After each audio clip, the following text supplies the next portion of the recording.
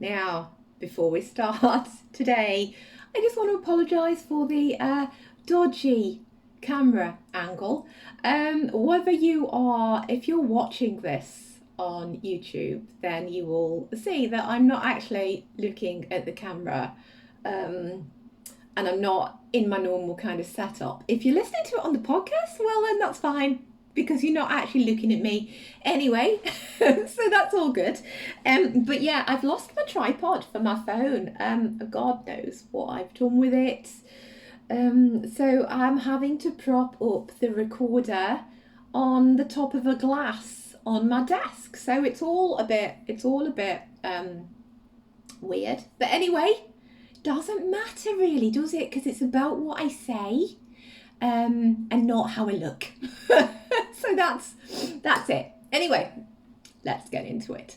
Today's topic is all about manifesting, and it's especially for those people that are new to manifestation, really, or those of you that get confused by it, those of you who may think, oh my god, this stuff is too hard, I can't do it, it takes up too much of my time, I don't have 2 hours of a day to sit and meditate, or to script, or to journal, or to do EFT, or whatever it is.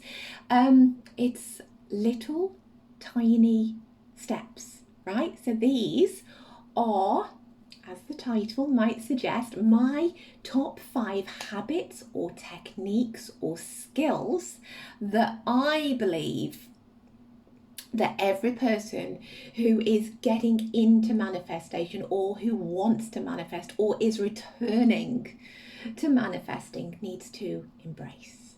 I'm not a beginner, but I still use these things. And the reason I use these things is because they work. There is a reason that a lot of us talk about these things. They work, they don't take up a lot of time. And you still have the rest of your day to go and do whatever it is. Because, I know that everybody's busy, and I know that it's not a priority. Like for me, because this stuff is my work, it's my life, it's what I do, it's a priority.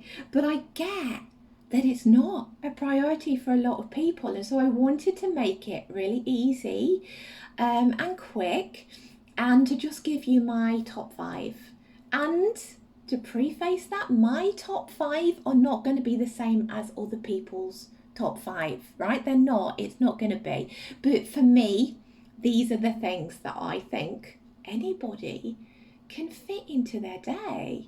And I want to preface that again by saying that, there are hundreds of great techniques out there. Like breath work and meditation and EFT and decluttering and scripting and journaling and release ceremonies and all those things that I talk about, all those things that you will see on my social medias, all the things that I've talked about before. And if you want that stuff, check out the 31-day manifesting challenge that I've got. Actually, I'll link it below for you so you can have a look. If you want to go deeper, if you find this really useful and you want to go deeper and you want to do those things, that's perfect for you. But if you don't, and you've only got 5-10 minutes a day to spare, this is the content that you want to consume today. And by far, the most important part of this is finding something that you actually enjoy doing. There's many reasons for that. In manifesting especially, you've heard me talk about everything is energy, and your energy is everything. And if you are doing something daily that you don't enjoy, if you're doing something that feels like a chore, if you're doing something that you're like, oh God, I've got to do that thing again because Jane said I had to, and if I don't do it, I'm never going to get the thing that I'm trying to manifest in my life. Because, if you're in that energy, if it's feeling like a chore, then you're not going to manifest it, however much you do the stuff.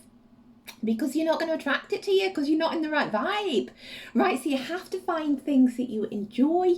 You have to find things that you love. You have to find things that feel like you're fun, that feel, and that's one of my tips when I get into it, feeling good, that feel good.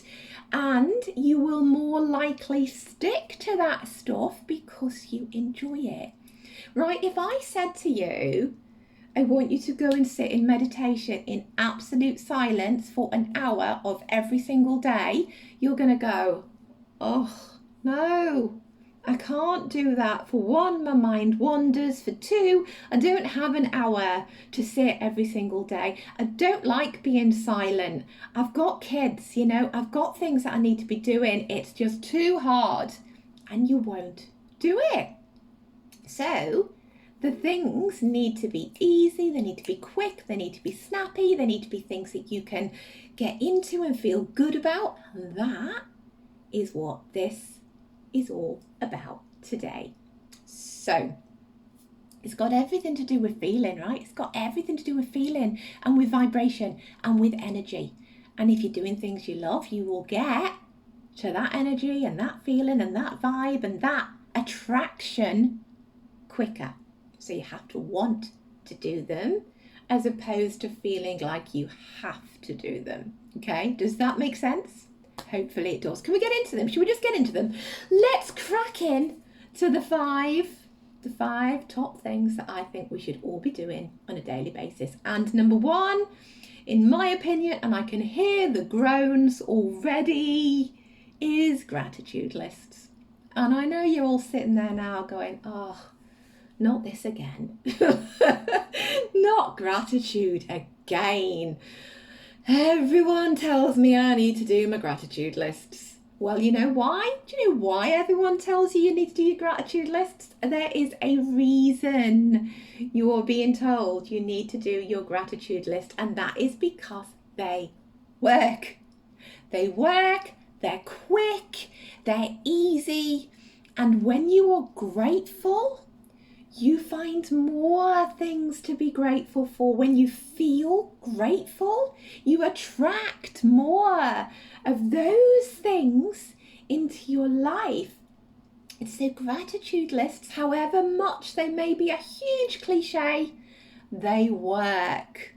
And that is why you keep hearing us harp on about them all the time, right? Gratitude. If you are feeling grateful for something, and you're thanking the universe for it, you're gonna find more. So it doesn't matter how big, how small, how huge, how insignificant, how whatever it might be, just write down 5 things that you are grateful for every day.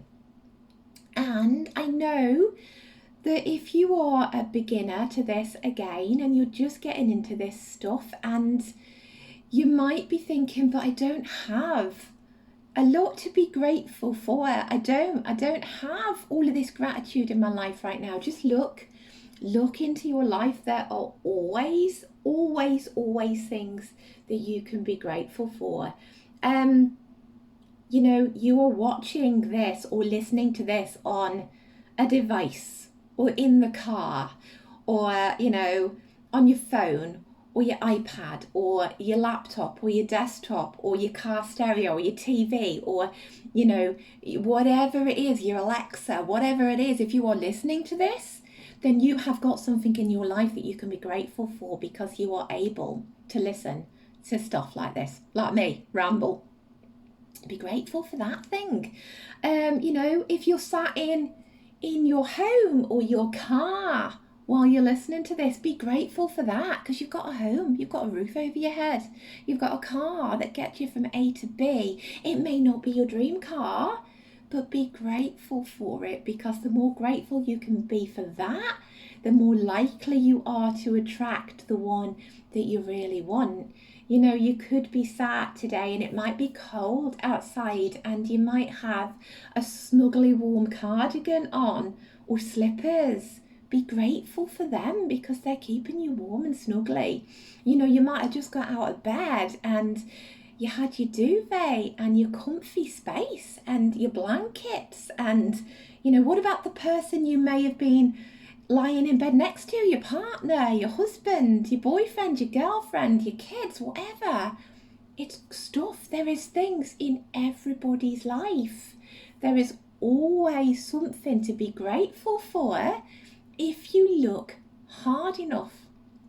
You know, your cat, your dog, your clothes, simple things, your cup of coffee this morning, the money that's in your bank account, your job. It may not be full to the brim with the millions that you want, and you may not have the job that you love, but you've got a job and you've got money. And so start there, right?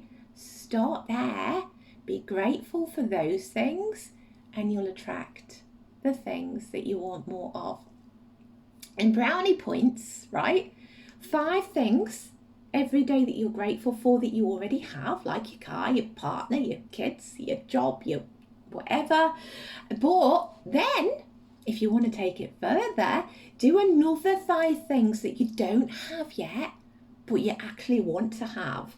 Like, I don't know, your new house. You know, you might be feeling grateful. You might have put on your first list that you're grateful for your home because it puts a roof over your head.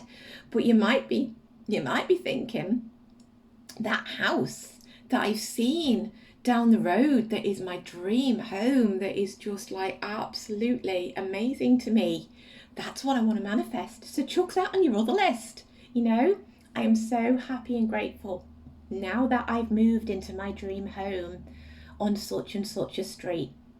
You know, I'm so happy and grateful that I had the X amount of money in the bank that allowed me to buy that new house. Okay, always write it, like everything, like I've said before, as if you already have it. So do your first list, you know, do your 5 things, because that's going to take you all of like, you know, a minute. And if you want to take it a step further, write your second one of the things that you are wanting, the things that you're trying to get, the things that you're trying to manifest. And, you know, that just takes it a step further. So that was number 1. Practice number 2, and this is a habit that I think is totally underrated, and I don't think a lot of people actually talk about, but it's feeling good. It is absolutely imperative that when we are trying to manifest, that we feel good. And the reason for that is because, like I've said before, everything that you're trying to bring into your life has an energy, it has an attraction level, and you have to meet it. You have to meet that thing at its own attraction level to actually get it.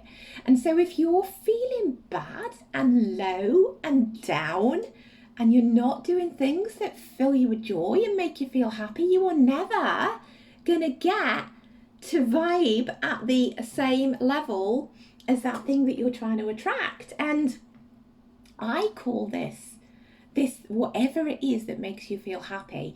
I think that the clues to what make you feel the happiest in your life actually stem from your childhood, and I call it your natural wiring.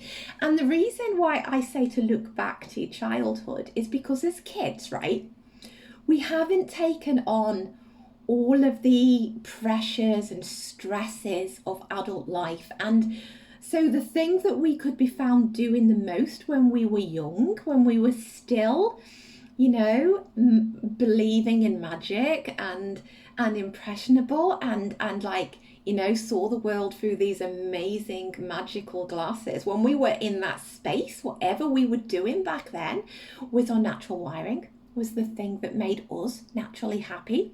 For me, it was singing at the top of my voice, and totally uninhibited by anyone watching me or anybody thinking I might look stupid or feeling stupid or whatever.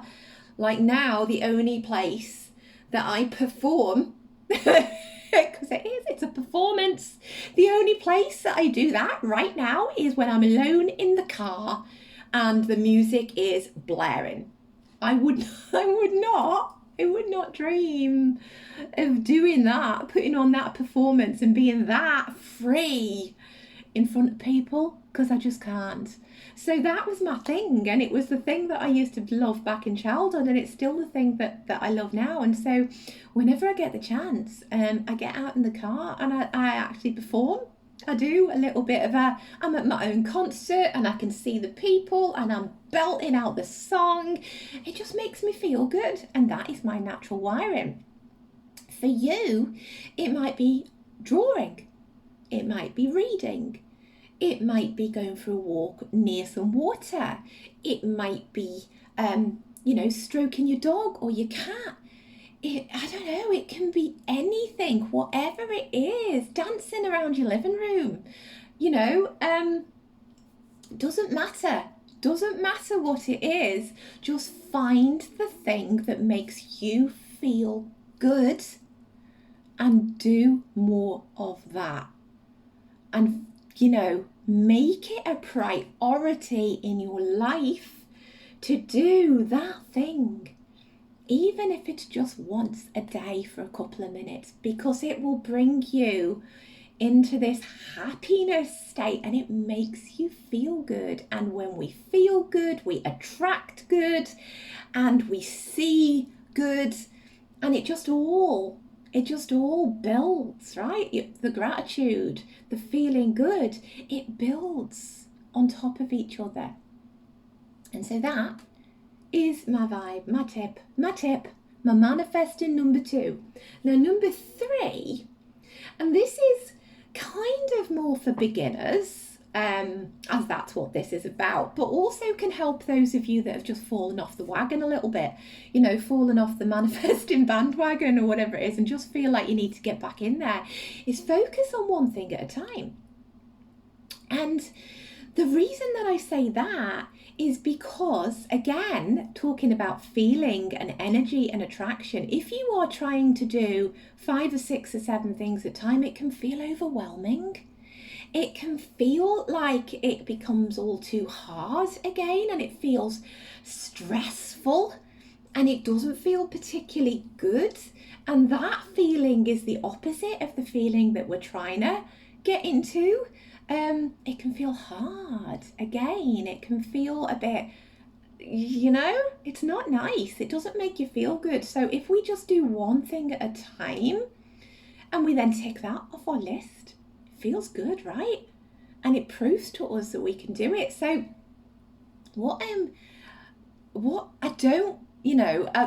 I've lost my train of thought. I've gone off on a tangent, but what I mean is, don't not do the dream vision board. Don't not do your lists. Like at the start of the year, I write a list of all the things I want to manifest that year, and all the things I'd really like to happen. Well, I'm not saying don't do that, because that's a really good practice as well, and it's a really good practice to have your vision boards. I'm looking at mine now, it's a really good thing to have those in your field of vision. But maybe pick one thing on that vision board and go for that. Like, wholeheartedly go for that. Don't try and do the job and the house and the money and the travel and the people and the car and the soulmate and the kids and the business and the everything all at once, because it will feel massively overwhelming. Focus on the one thing, and do that, and it stops all that nasty feelings around it.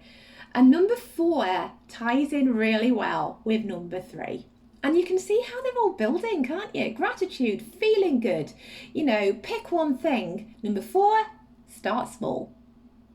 And the reason I say start small as number 4 is because you are actually building a muscle here. You will have heard me talk about your manifesting muscle being like your physical muscles before.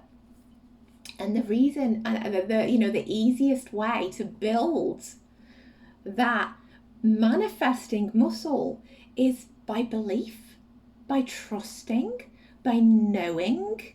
And so if you try and manifest, say, $1 million, like right off the bat, first thing, I want to be a millionaire, there's gonna be, unless you're very lucky and you don't have any money blocks at all, there's gonna be some resistance. around that. There's going to be some lack of belief. There's going to be some lack of actually trusting that you can have it because you haven't seen any evidence of it in your life before. So start by maybe going, okay, my big manifestation is that I want to be a millionaire by 2025, for example. But start with, I would like to manifest $1,000 a year more in my job as a pay rise. It's smaller, it's building to the big manifestation, but you can believe it could happen. You can see that it is something that you're capable of doing. And then once you've got that thing, and once you've built that belief and that trust in yourself because you saw it manifest, then go bigger, right? Then go bigger. I think it was Esther Hicks that said on one of her talks with Abraham that it's just as easy to manifest a castle as it is to manifest a cardboard box, or words to that effect. But in the beginning, when you're a newcomer to this, or when you don't believe that you have manifesting skills, going straight for the castle can feel so out of reach. It can feel so hard because you don't have any evidence that you can do it. So start with the cardboard box. Once you've got that, you've built that trust, you've built that belief, go get your castle, right? Start small. Your spiritual muscle, like I've said many times before, is just like your body muscle. You would not walk into a gym and go straight for the massive weights in the corner that the bodybuilders are using and expect to be able to pick it up and do 100 reps with it. You have to build up the strength in your body first. You have to tone and build those muscles to be able to go for the big stuff. And manifesting is no different. It's no different at all. So start small, build up. And number 5, massively important, as they all are. I think I've probably said that for all of them. But they're all important, and that's why they're my top 5. Anyway, number 5 is consume, listen, watch, do something inspiring, do something that makes you feel good. Watch something every single day that is inspirational and uplifting and takes you to the happy vibe, to the good place that we've talked about before, that attracts the right energy. It could be a TEDx talk. It could be listening to a podcast. It could be watching a YouTube video. It could be an audio book. It could be an inspirational post on Facebook. It could be whatever. It could be me, hopefully. I would like to think that I'm in that category of happy, uplifting, inspirational stuff. But just watch something or read something or listen to something uplifting and inspiring. Something that you can take something from, something that makes you feel good, something that's not gossipy, something that's not sad, something that's not dark, something that's not negative, something that doesn't make you feel bad, because that dips your energy and it's not good. It's not good for manifestation. So, especially important if your life, your real life, is full of negative, more toxic people. If you live with people who are glass half empty and you're trying to be glass half full, it's especially important that you look out and reach out and find those people in your social media world that can inspire you. And social media, right, gets such a bad rap sometimes.